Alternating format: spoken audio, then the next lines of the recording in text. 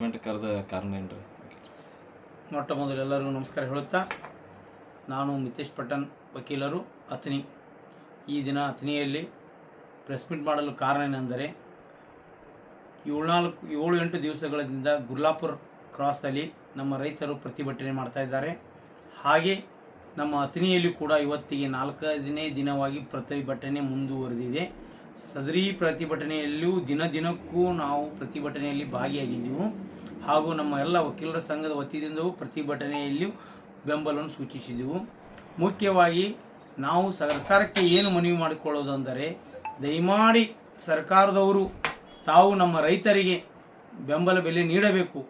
ಯಾಕಂದರೆ ನಮ್ಮ ರೈತರು ಪಾಪ ಅವರ ಗತಿ ಏನಾಗಿದೆ ಅಂದರೆ, ತಮ್ಮ ಹೆಂಡರು ಮಕ್ಕಳು ದನಕರುಗಳನ್ನು ಬಿಟ್ಟು ರಾತ್ರಿಯೆಲ್ಲ Ambedkar circle, Shivogi circle, Sangolli Rayanna circle, Basaveshwara ಸರ್ಕಲ್ದಲ್ಲಿ ತಮ್ಮ ವಸತಿಯನ್ನು ಮಾಡಿ ಚಳಿ ಅನ್ನೋದೇ, ಬಿಸಿಲು ಅನ್ನೋದೇ, ಗಾಳಿ ಅನ್ನೋದೇ ಮಾಡ್ತಾ ಇದ್ದಾರೆ.